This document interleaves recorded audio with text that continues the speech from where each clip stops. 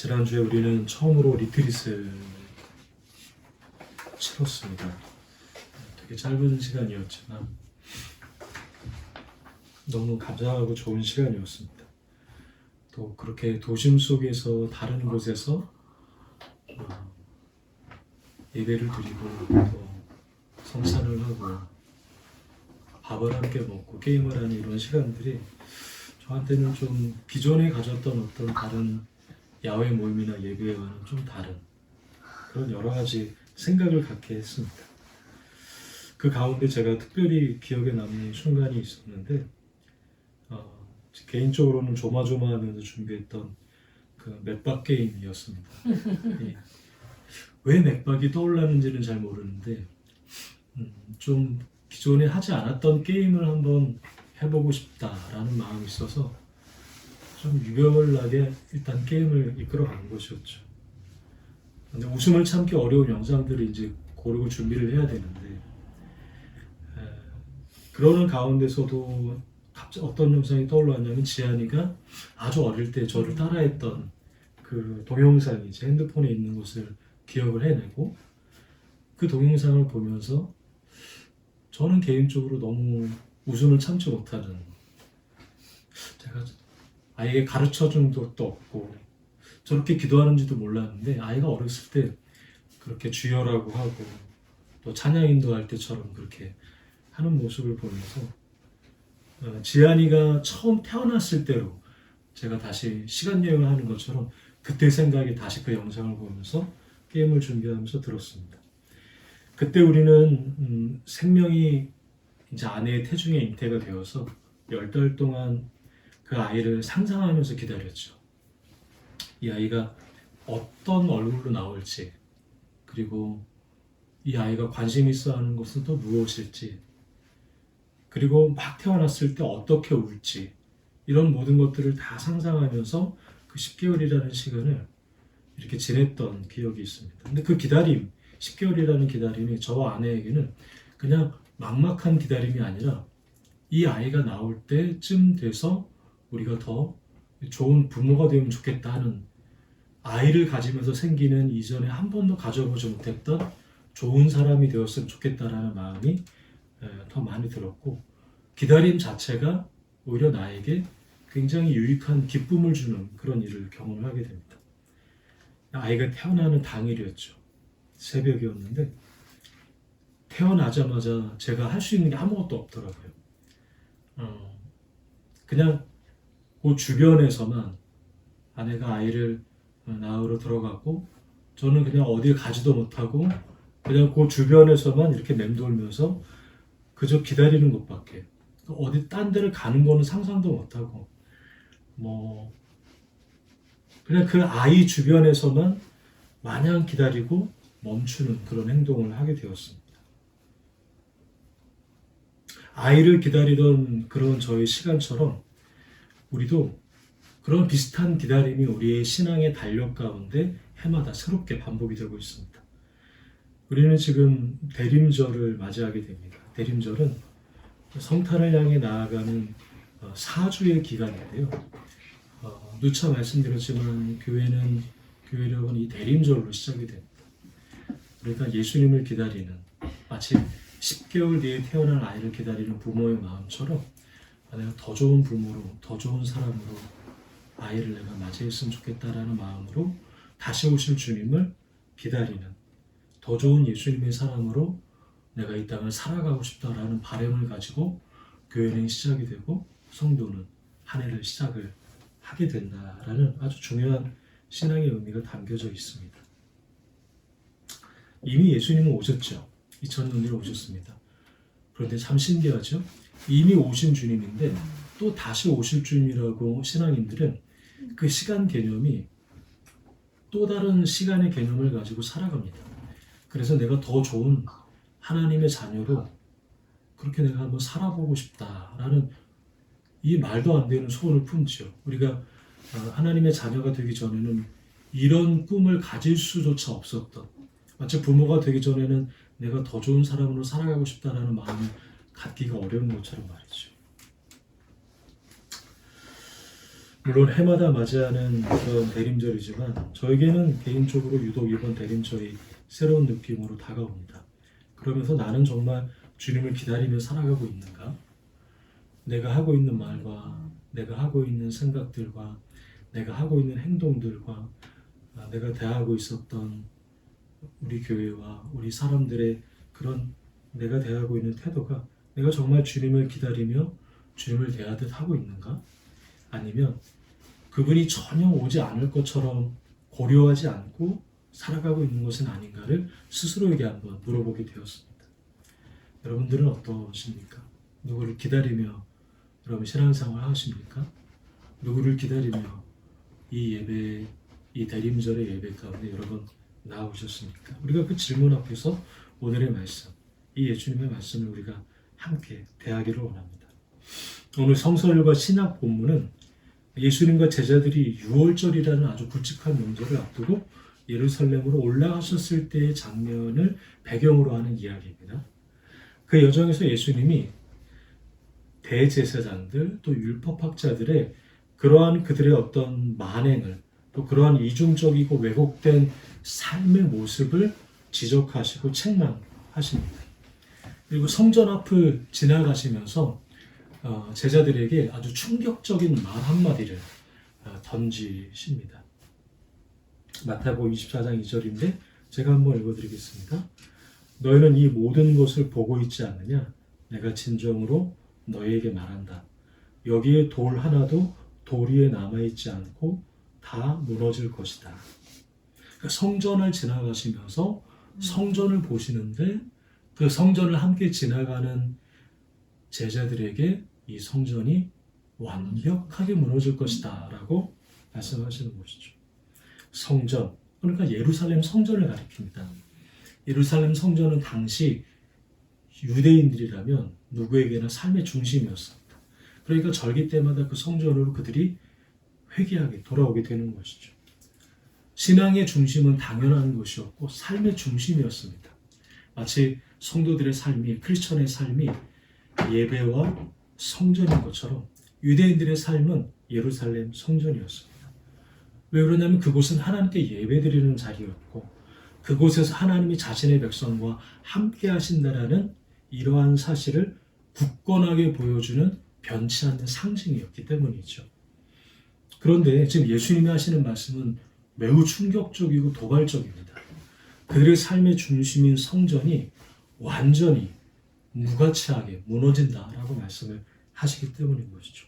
그러니까 성전이 무너진다라는 말은 단순히 눈에 보이는 예루살렘 성전이 무너지는 건물의 무너짐 뿐만이 아니라 이스라엘이 무너지고 그리고 이스라엘인 너희들의 삶이 무너진다. 세상의 끝을 암시하는 말처럼 예수님이 하시는 그러한 말씀의 어조였던 것으로 제자들이 이해하게 되는 것입니다. 그러니까 굉장히 충격스러운 말이었던 것이죠. 그러니까 제자들이 그 충격에서 벗어나지 못한 채 이어서 자연스레 가장 궁금한 질문을 예수님에게 던질 수밖에 없는 것입니다. 예수님, 도대체 그런 일이 언제 일어납니까? 그리고 그런 일이 닥치기 전에 어떠한 징조가 우리에게 먼저 보여집니까? 왜냐하면 알아야 대비할 수 있기 때문인 것이죠. 날짜를 알아야, 여러분, 시험 날짜를 알아야 마음을 굳게 하고 준비를 하고 그 전에 어떠한 징조와 사인을 알아야 그것을 대비하는 그런 마음의 태도를 가질 수 있기 때문에 제자들의 이러한 질문은 마땅한 당연한 질문이라고 볼 수 있는 것이죠. 그런데 이러한 예수님의 이러한 질문을 들으신 예수님의 대답이 제자들의 기대를 완전히 빗나가게 됩니다. 우리 본문 36절인데요. 제가 한번 읽어드리도록 하겠습니다. 본문 36절을 읽어드립니다. 그러나 그날과 그때는 아무도 모르나니 하늘의 천사들도 아들도 모르고 오직 아버지만 아시느니라. 아멘. 이 굉장히 당혹스러울 만큼 단호한 예수님의 대답이지 않습니까? 마치 여러분 학생에게 시험 날짜를 알려주지 않아요. 그런데 시험을 준비하라고 명령하는 선생님과 같은 태도 아니겠습니까?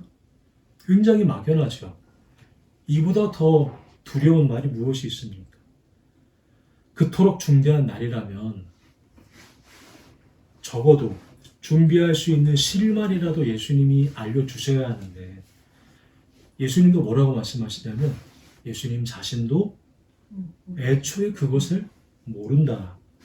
그러니까 그것을 알려고조차 너희들은 하지 말아라 라고 이미 못 받고 계시는, 단언하고 계시는 말씀입니다. 그러나 단 하나 44절에 이렇게만 말씀을 하시죠.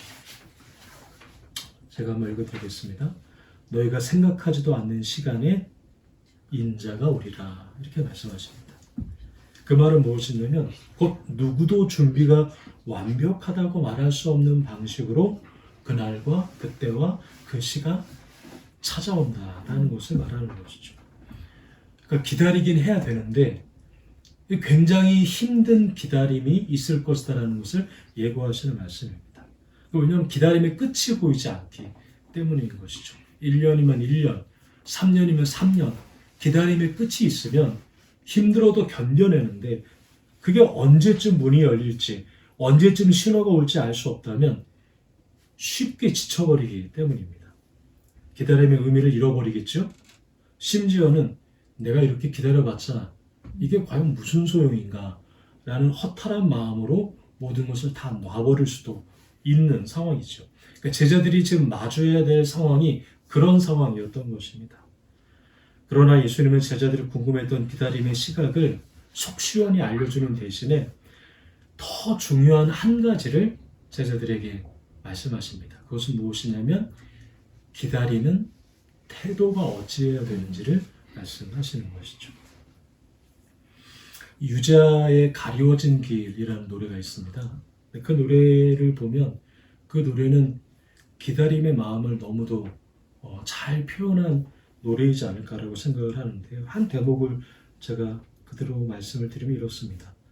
보일 듯 말 듯 가물거리는 안개 속에 쌓인 길, 잡힐 듯 말 듯 멀어져가는 무지개와 같은 길, 그 어디에서 날 기다리는지 둘러보아도 찾을 수 없네. 그대여 힘이 되주어 나에게 주어진 길 찾을 수 있도록 그대여 길을 터주어 가리워진 나의 길.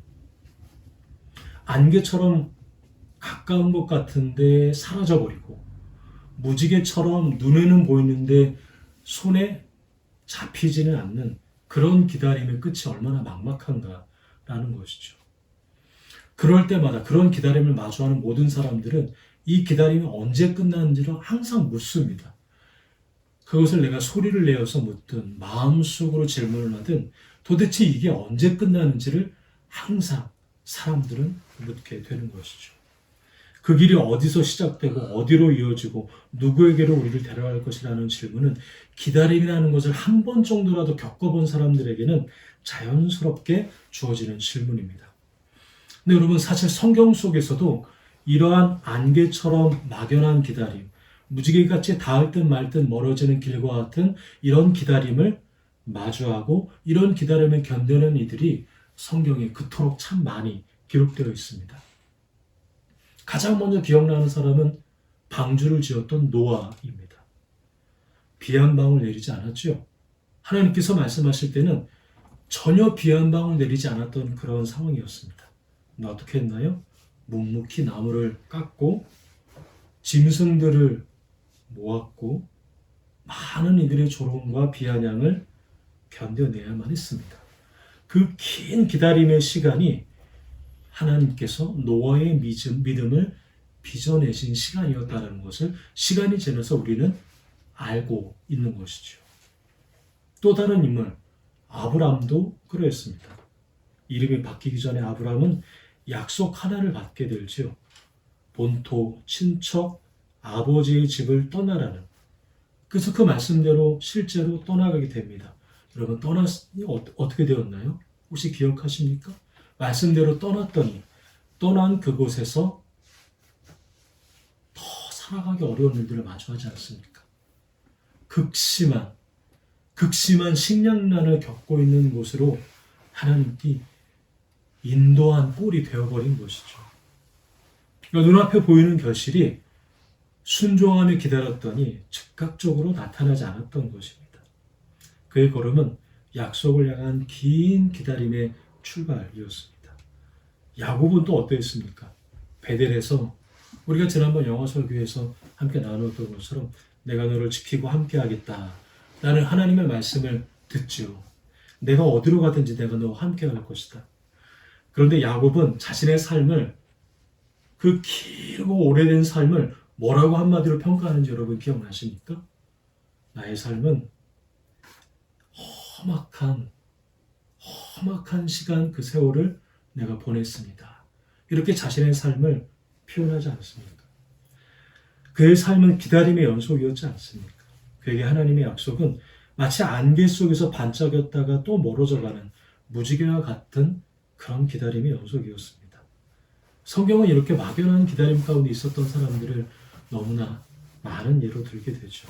그런데 한 가지 분명한 것은 그 막연한 기다림이 소모하고 버려두는 시간이 아니라 하나님께서 그 믿음을 다루어 가시는 하나님의 시간이었음을, 하나님의 방식이었음을 성경은 우리에게 분명히 말씀하고 계시는 것입니다. 물론 때와 시각은 알 수가 없죠. 길의 끝도 우리는 단정 지을 수 없습니다. 그러나 반드시 올 것이다라는 그 믿음이 가슴에 자리하면 기다림의 시간은 결코 포기의 시간으로만 흘러가지는 않는 것입니다.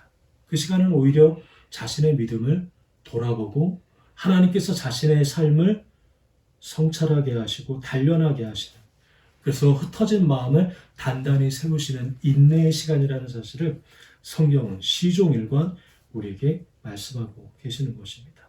그러니까 그 인내의 시간을 통해서, 그 인내의 경험을 통해서 어떤 일이 발생하냐면 깨어 있음이라는 결과를 가져오게 된다는 것입니다.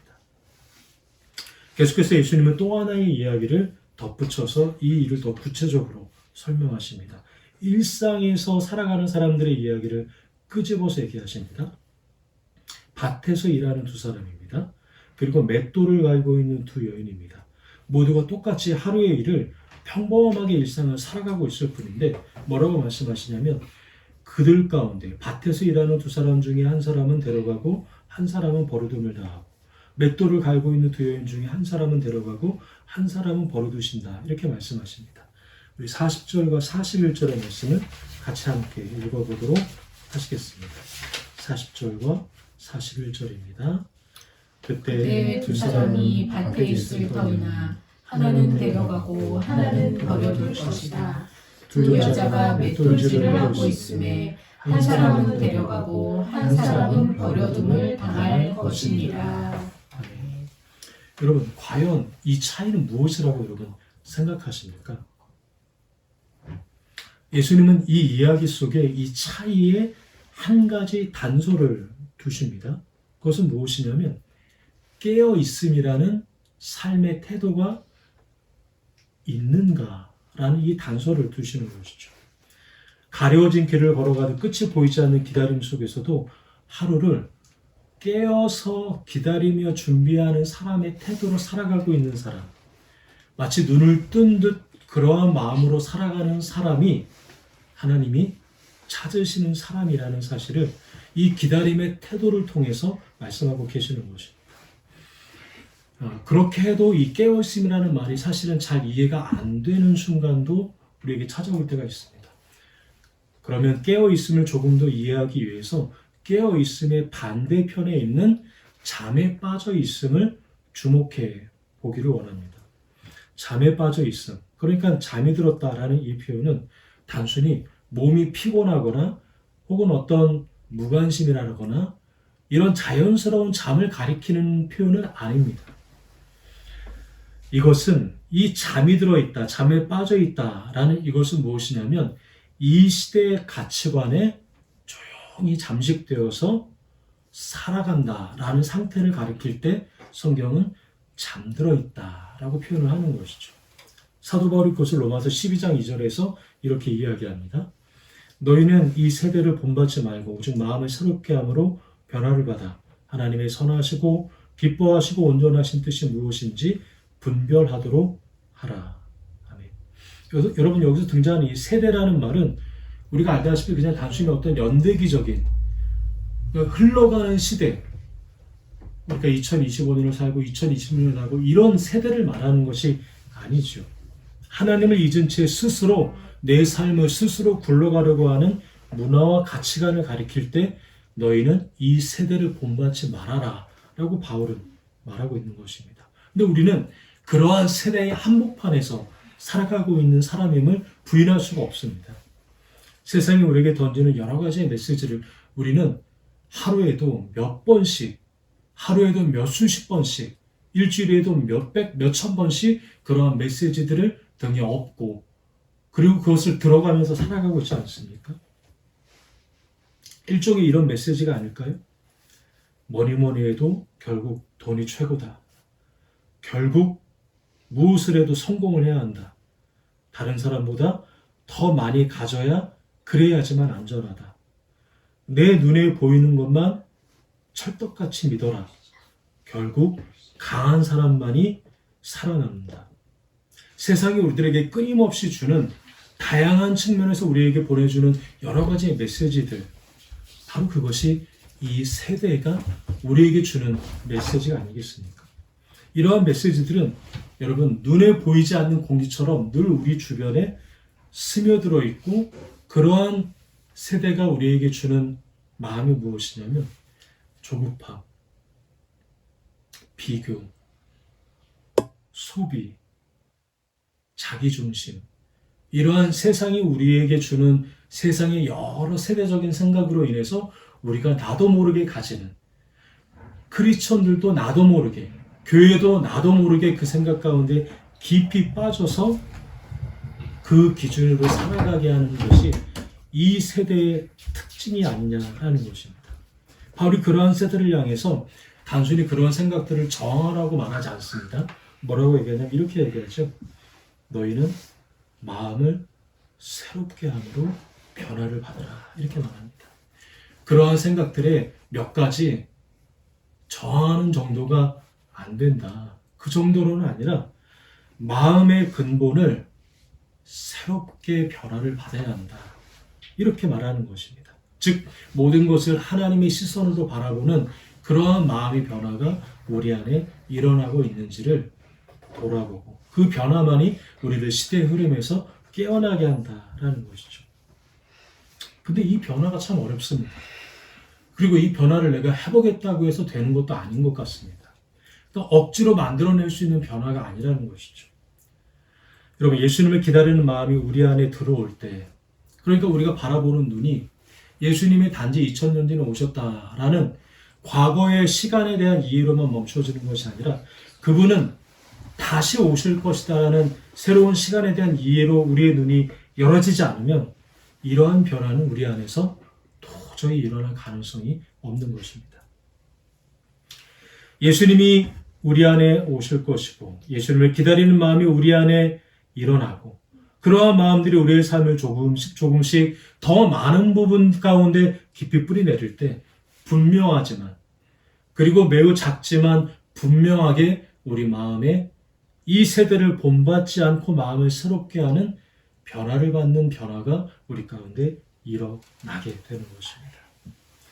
여러분, 그러면 어떠한 일들이 일어날까요? 우리 마음 가운데 그런 변화가 조금씩 일어나면 우리 가운데 일어나는 변화가 있는데, 그것은 무엇이냐면 내가 중요하다고 여기는 것들의 위치가 다시 재정렬되기 시작합니다. 당연히 그러지 않겠습니까? 세상이 말하고 있는 가치에 따라서 살아가는 삶이 예수님이 가치관을 따라서 움직이니 중요한 가치관이 바뀌어지는 것입니다. 그래서 마음을 쓰는 방식이 달라집니다. 시간을 쓰는 방식이 달라지려고 합니다. 그리고 물질을 쓰는 방식도 자연스럽게 달라지는 사람, 바로 그 사람이 변화된 사람, 믿음의 사람인 것이죠. 그리고 오늘 예수님의 말씀에 의하면 깨어있는 사람입니다. 기다릴 줄 아는 사람, 보이지 않는 시간을 향해 마음을 준비하는 사람으로 바뀌어지는 것입니다. 우리가 이전에 핸드폰이 별로 없던 시절에 우리가 이용했던 통신수단이 삐삐라는 것이 있었습니다. 누군가에게 삐삐가 오면 그것을 어떻게 하냐면 쉬는 시간에, 지금도 기억이 나죠? 대학교 수업 시간에 쉬는 시간에 공중전화로 막 달려가서 음성 메시지를 막 확인합니다. 그리고 함께 온 번호로 연락을 하죠. 근데 삐삐가 온 시간부터 그것을 확인하러 전화기에 가는 이 사이에 기다리는 시간이 존재합니다. 여러분, 이 기다리는 시간 동안에 여러분들은 혹시 여러분 어떤 생각이 드셨습니까? 이거 누가 보낸 삐삐일까? 그리고 무엇 때문에 보낸 것일까? 여러분, 그 마음으로 그 시간을 기다리지 않습니까? 그리고 그 기다리는 시간 동안에 여러 가지 생각을 하죠. 이게 사랑하는 사람이 보낸 삐삐인지, 아니면 나에게 무엇을 독촉하는 삐삐인지. 그래서 내가 어떻게 말을 해야 될지를 그 기다리는 시간 동안에 한번 미처 정리하지 못한 마음이나 생각들을 한 번 더 추스려 보는 시간을 우리는 사실 이전에 삐삐를 이용했을 때는 사용했던 그런 시간입니다. 근데 지금은 그러지 않죠. 지금은 어떻게 하나요? 지금은 카톡도 그렇고 핸드폰도 그렇고 즉각적으로 응답하는 데 익숙한 시대이지 않습니까? 생각이라는 것을 잘 하지 않죠. 그냥 오면 즉각적으로 그냥 바로 응답하는 시대입니다. 삐삐는 기다림을 통해 기대감을 갖고 즉각적인 반응보다는 말하고 들을 준비를 하는 통신수단이라고 한다면, 지금의 시대는 그런 시대를 한참 지난 시대라고 할 수가 있죠. 기다림이 참 어려운 것입니다. 기다림의 시간에 이처럼 기다림의 대상에 대한 기대감과 함께 기다리는 자기 자신의 말과 행동을 한 번쯤 돌아보게 하는 성찰을 하게 하는 것이죠. 저는 여기까지 오늘 말씀을 묵상하면서 듣다가 문득 오늘 우리에게 주신 이 성서일과 신약 복음서의 본문이 대림절, 그러니까 예수님이 오신다라는 이 대림절 첫 주의 본문으로 맞이하기보다는 오히려 교회의 마지막에 우리가 마주해야 될 말씀이 아닌가. 그러니까 크리스마스보다는 오히려 묵시록에 가까운, 계시록에 가까운, 마지막 날에 이런 일이 있고 마지막 날에 이런 일들이 있을 것이다. 이런 예수님의 말씀이 다소 갑자기 낯설게 느껴지는 경험을 하게 되었습니다.